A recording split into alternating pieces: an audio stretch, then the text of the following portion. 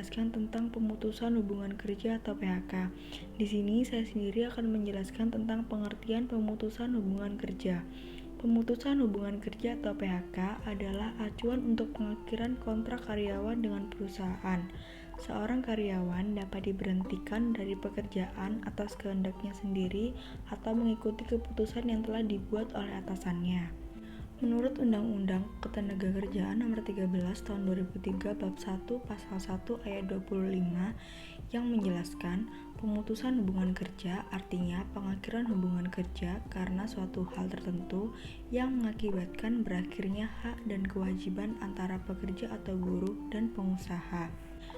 Ada beberapa jenis-jenis PHK, yaitu terbagi menjadi dua, PHK sukarela, yang berarti seorang karyawan yang memutuskan hubungan kerja mereka dengan perusahaan, biasanya karena telah menemukan pekerjaan yang baik, mengundurkan diri untuk memulai bisnis sendiri.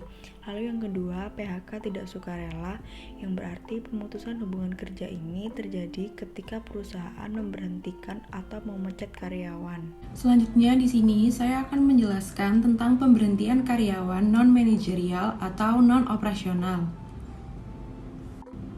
Jadi yang termasuk ke dalam kategori ini bukanlah seorang manajer, bukan pula seorang yang terlatih secara profesional seperti insinyur atau akuntan. Jadi yang termasuk ke dalam kategori ini yaitu karyawan-karyawan seperti buruh pabrik, pengemudi truk, pramuniaga, ataupun pramusaji. Jadi, jika sebuah perusahaan memiliki serikat kerja, maka proses pemberhentian karyawan non-manajerial atau non-operasional ini didefinisikan dengan jelas dalam perjanjian antara karyawan dan manajer. Sebagai contoh, misalnya ada seorang karyawan yang minum minuman keras saat bekerja. Hal itu bisa dijadikan salah satu alasan agar karyawan itu segera diberhentikan. Namun di sisi lain terkadang memerlukan 3 kali peringatan tertulis oleh atasan sebelum tindakan pemberhentian itu bisa diambil.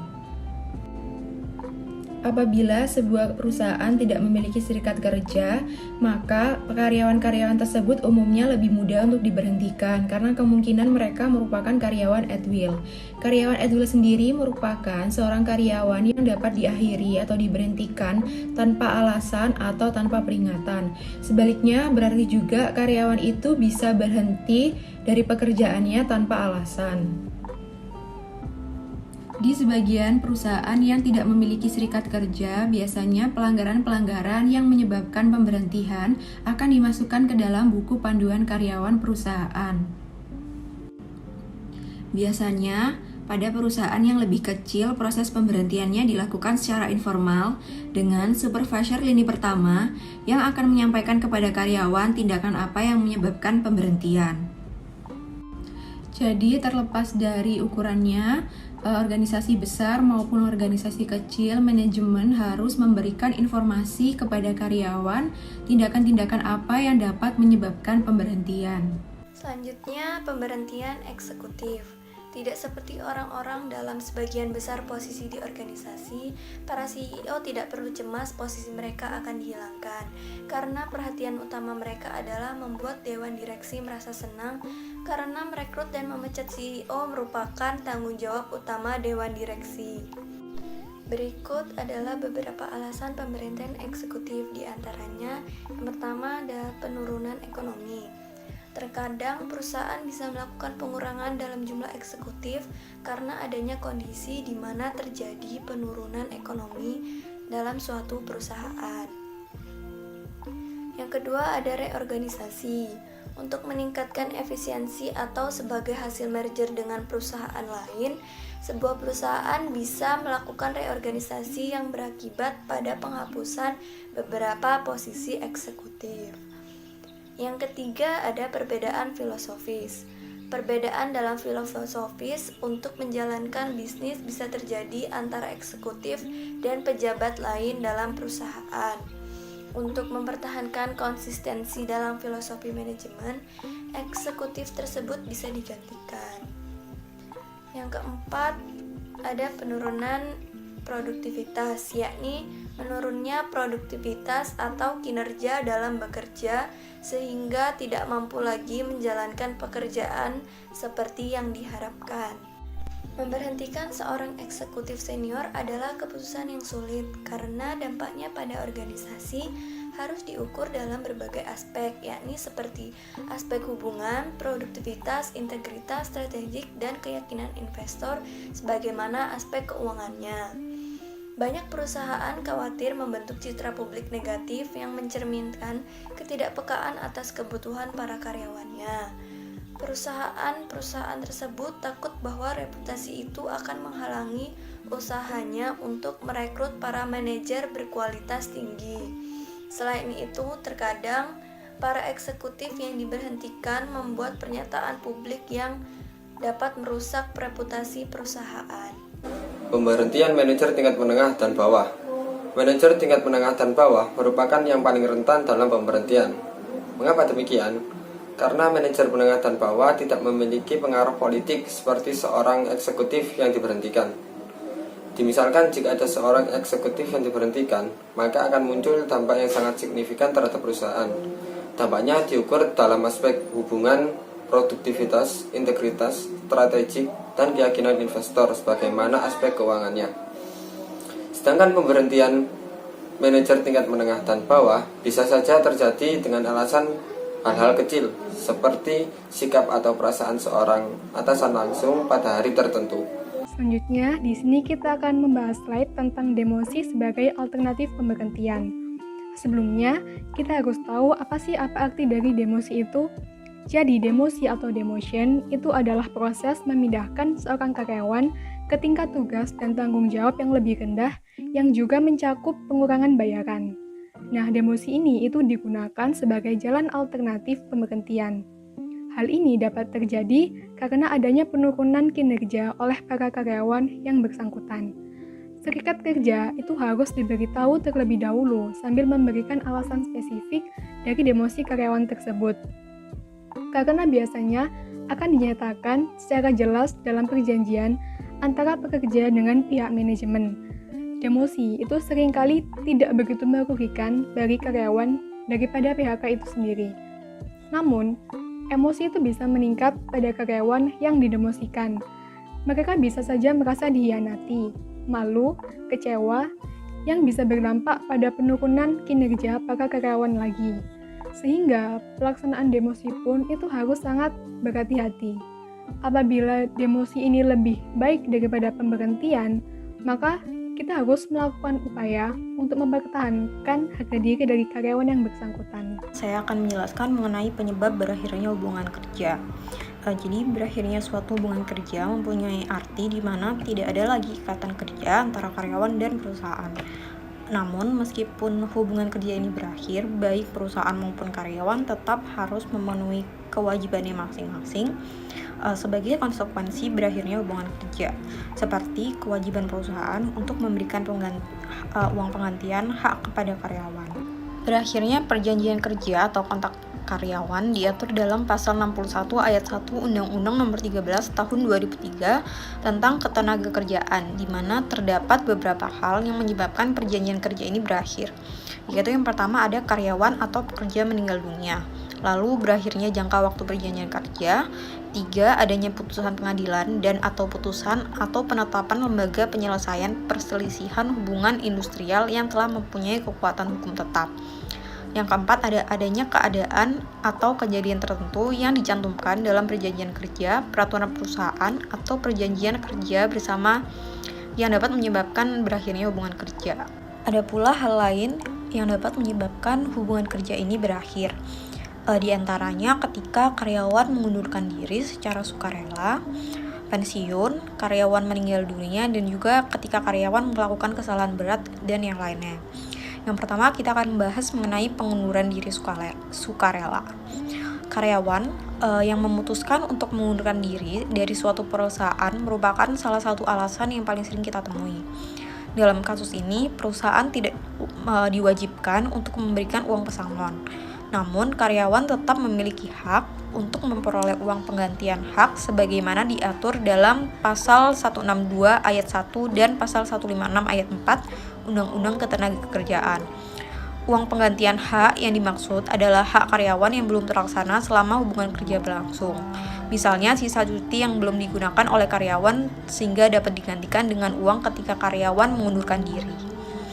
Karyawan yang mengundurkan diri biasanya harus memberitahukan kepada perusahaan paling lambat 30 hari sebelum tanggal pengunduran diri berlaku efektif.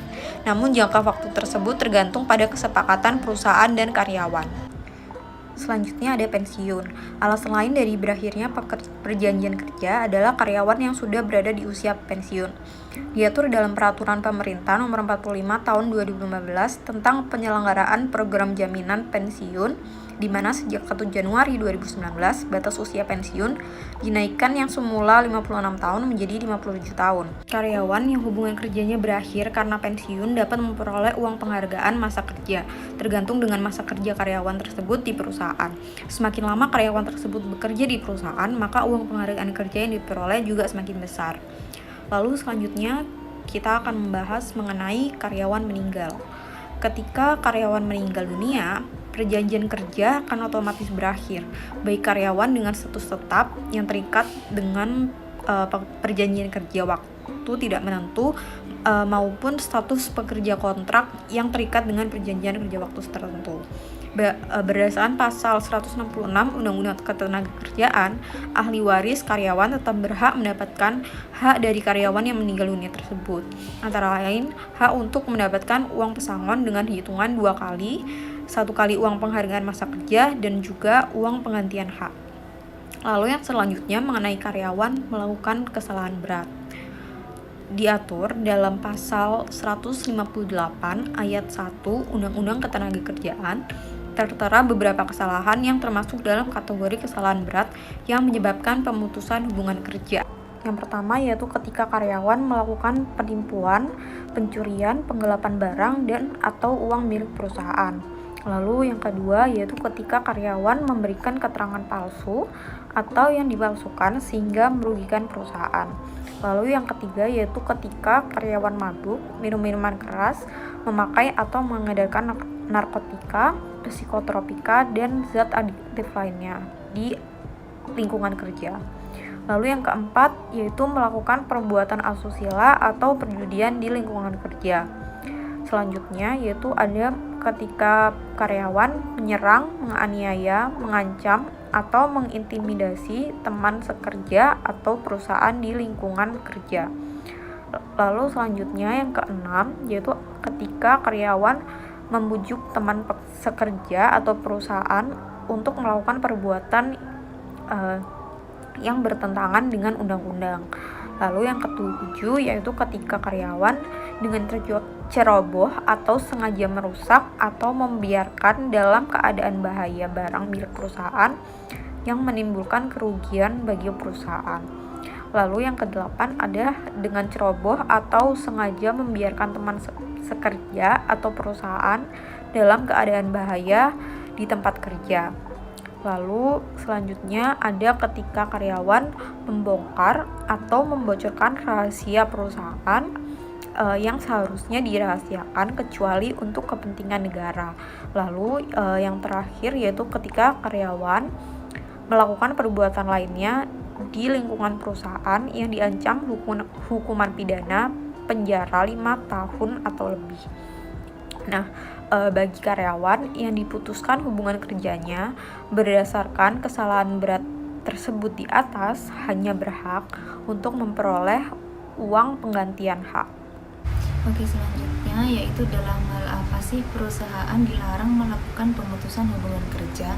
Nah, jadi sesuai dengan ketentuan pasal 153 Undang-Undang Nomor 11 Tahun 2020 tentang Cipta Kerja Klaster Ketenagakerjaan UU Cipta Kerja Nomor 11 Tahun 2020, perusahaan dilarang melakukan PHK dengan alasan pekerja berhalangan masuk kerja karena sakit menurut keterangan dokter selama waktu tidak melampaui 12 bulan secara terus-menerus. Selanjutnya yaitu karena pekerja berhalangan menjalankan pekerjaannya karena memenuhi kewajiban terhadap negara sesuai dengan ketentuan peraturan perundang-undangan yang berlaku. Selanjutnya, pekerja menjalankan ibadah yang diperintahkan agamanya. Selanjutnya yaitu pekerja menikah. Selanjutnya yaitu pekerja perempuan hamil, melahirkan, gugur kandungan atau menyusui bayinya. Selanjutnya, pekerja mempunyai pertalian darah dan atau ikatan perkawinan dengan pekerja lainnya di dalam satu perusahaan, kecuali telah diatur dalam perjanjian kerja, peraturan perusahaan atau perjanjian kerja bersama. Selanjutnya, pekerja mendirikan, menjadi anggota dan atau pengurus serikat pekerja. Pekerja melakukan kegiatan serikat di luar jam kerja atau di dalam jam kerja atas kesepakatan perusahaan atau berdasarkan ketentuan yang telah diatur dalam perjanjian kerja, peraturan perusahaan atau perjanjian kerja bersama. Selanjutnya, pekerja yang mengadukan perusahaan kepada pihak yang berwajib mengenai perbuatan perusahaan yang melakukan tindak pidana kejahatan.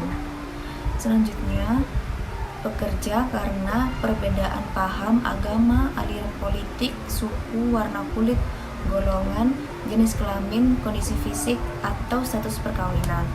Selanjutnya, pekerja dalam keadaan cacat tetap, sakit akibat kecelakaan kerja, atau sakit karena hubungan kerja yang menurut surat keterangan dokter yang jangka waktu penyembuhannya belum dapat dipastikan.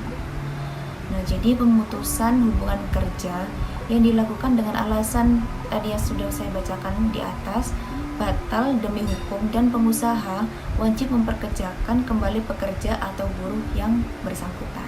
Hubungan internal karyawan adalah aktivitas manajemen sumber daya manusia yang berhubungan dengan perpindahan karyawan.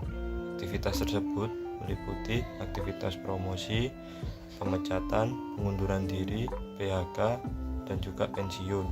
Jika perusahaan ingin melakukan PHK, maka harus beracuan pada undang-undang yang berlaku agar tidak saling merugikan, baik dari segi perusahaan maupun karyawan.